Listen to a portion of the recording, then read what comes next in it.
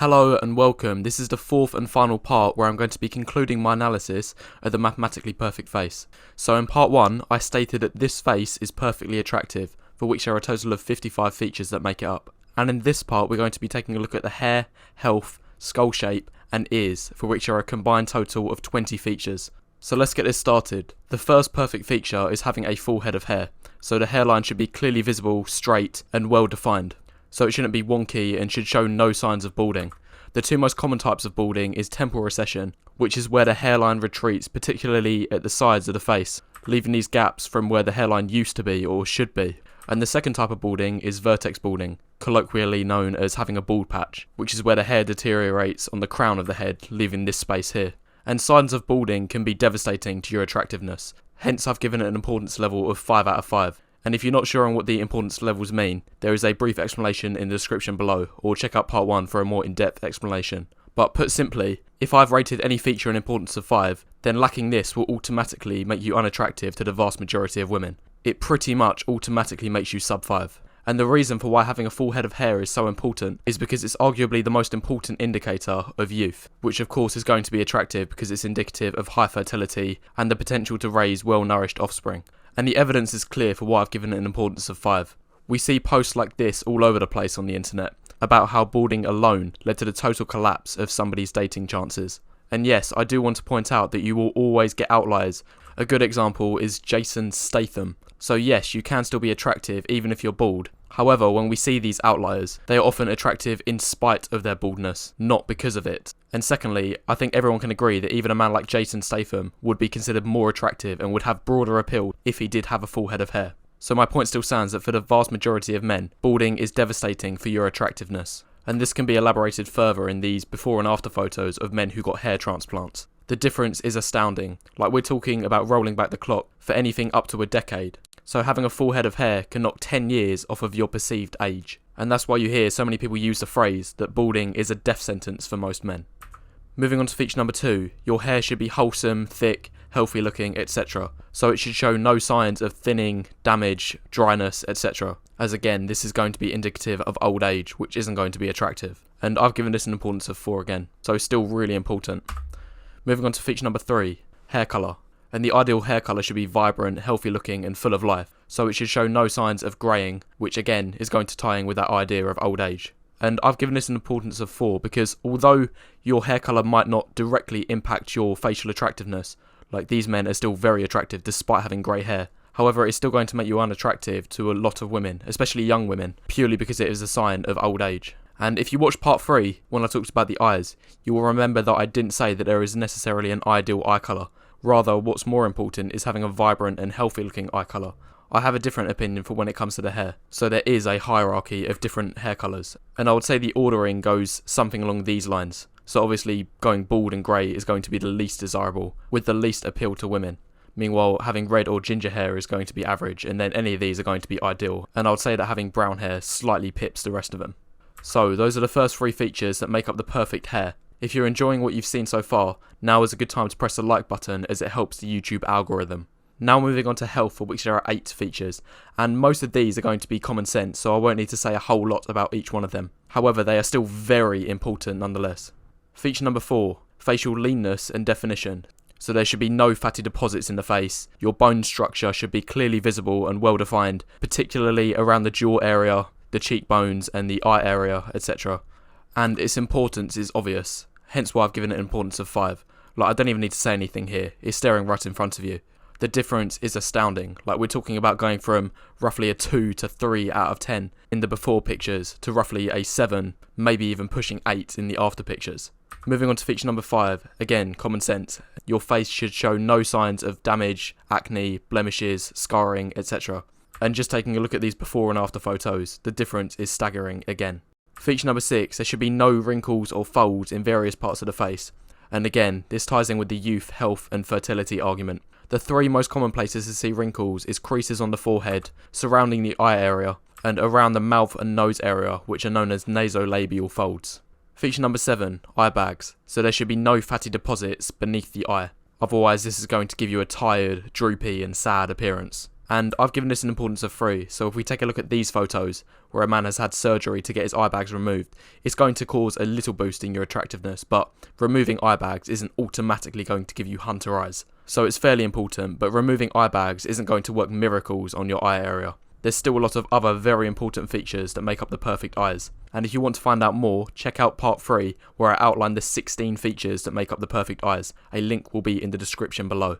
Feature number 8. Your skin colour should be this light tan complexion, so it shouldn't be too pale, as this is going to look too sensitive, easily damaged, and you're going to look anemic. Likewise, your skin shouldn't be too dark, where it almost appears orange. So a light tan skin is going to be the most ideal, and I've given this an importance of 3.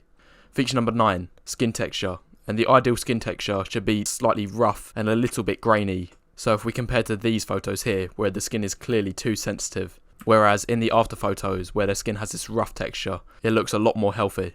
However, that said, I don't believe that your skin should be too smooth, as it's almost going to appear baby-like and it's too boyish. Which, if you watch part 2 where I talked about types and niche markets, this skin complexion and these men will be attracted to a small range of women. However, for the broadest appeal, I'd still argue that this rough and grainy texture is going to be the most ideal. And now I've got 9 of the features out of the way, I'd now like to go over a disclaimer quickly. And that is that all of these so-called perfectly attractive features might not be attractive for every single ethnicity, such as skin texture, where for an Asian man, it might benefit him to have a smoother texture than what is considered attractive for a Caucasian man. Likewise, for men of sub-Saharan African descent, we might see other features considered more attractive, so they might benefit from having a broader nose. However, the reason that I am focusing my analysis on Caucasian men is because the vast majority of my audience resides in Western countries, where the majority ethnicity is Caucasian. And although most features outlined in this series, such as hunter eyes and low body fat, are going to be considered attractive across all ethnicities, other features, such as skin texture and nose shape, might benefit different ethnicities more than others. So I just wanted to make that disclaimer clear. Anyway, continuing with the analysis. Feature 10, lips. So they should appear full, healthy looking, with a vibrant colour. So they shouldn't appear thin, damaged, unhealthy, shriveled, etc. And again, this is all common sense, just basic indicators of health and youth. Feature 11, straight white teeth. So your teeth should be wide, white, with no gaps. And the importance of healthy teeth is obvious. Just looking at these before and after photos, the difference is staggering. Hence why it's got an importance of 5. But the lucky thing with teeth is that there are widely available solutions at a fair price, such as braces, retainers, or even surgical repositioning. And even basic things like brushing your teeth will improve their colour and health. So those are the 8 features that make up the perfect health. Now moving on to the 6 features that make up the perfect skull shape. And these are going to be a little bit more technical, there will be a lot of numbers and ratios involved. Feature number 12, each third of your face should be roughly of equal width. So what I mean by this is if you divide the face into 3 sections, the forehead, midface and jaw, they should all roughly be of equal width. And I've included the scientific terms underneath there in brackets. So if we compare it to these men here, who in particular have a narrowing lower third, then this is going to be unattractive because it's going to appear unmasculine and it could be indicative of the person being lower testosterone. So it's crucial that each third of your face is of equal width. Hence it's got an importance level of 5. It is very important.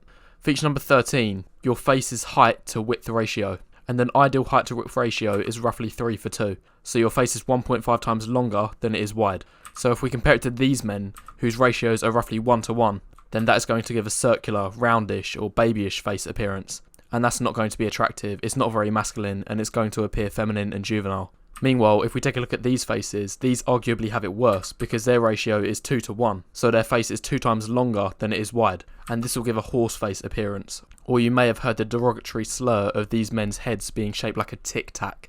Moving on to feature number 14, the forehead's height to width ratio. And an ideal ratio is roughly 1:2, so your forehead is 2 times wide than it is long. So anything larger than that, in this case we have a ratio of 2:3, then it's going to give a large forehead appearance, which again is going to convey those same ideas that we've already spoken about, appearing weak, juvenile, feminine, etc. However, I've only given this an importance of 2, like these faces are still average to above average despite having this minor flaw.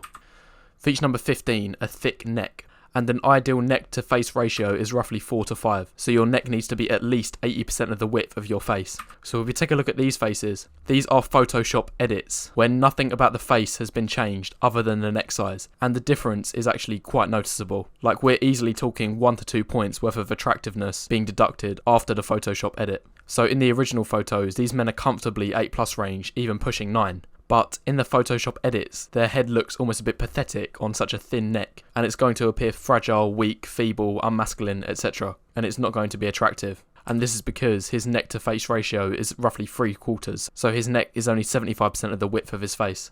Feature number 16, the face to cranium ratio. So the skull can be divided into 2 parts, the splantocranium, which comprises all of the facial features, and the neurocranium, which comprises of the upper part of the skull and the brain. And these 2 areas should be roughly the same size. So anything larger than that, if we take a look at this man, who has a ratio of 1:2, then it's going to appear alien-like, and it's going to appear baby-like, neotenous, juvenile, etc. And it's quite an important feature. I've given it an importance of 4. And surprisingly, despite its importance, this feature is often overlooked. And in fact, I think the same can be said about a lot of these features to do with the skull. They are often overlooked despite having relatively high importances. Feature 17, a straight occipital bone. So the occipital bone, which is where the back of the skull meets the spinal cord, this should be as straight as possible. So if we compare to this man, who has a very curved occipital bone, then it's going to appear weak. It looks like you could snap his neck in half so easily, and it's not going to be attractive. And I've given this an importance of 3. So these are the 6 features that make up the perfect skull shape, and as I say, these are often overlooked and grossly underrated by most people. Finally, moving over to the ears, for which there are only 3 features, and I'm really not going to say much on these because they are so irrelevant anyway. Like, who actually cares about the ears? Feature number 1, don't have tiny ears. Feature number 2, don't have wrinkled or shriveled ears. And feature number 3, don't have Dumbo ears, so your ears should be like as close to as parallel to the face as possible. And I've rushed over those really quickly because their importances are only 1, 1 and 2. Like, let's be honest, who actually cares about the ears? So that concludes my series of the 55 features that make up the mathematically perfect face. If you enjoyed the video, be sure to press the like button if you haven't already, and leave any thoughts you have in the comment section below. And be sure to take a look at the other parts if you haven't already. All of the links will be in the description below.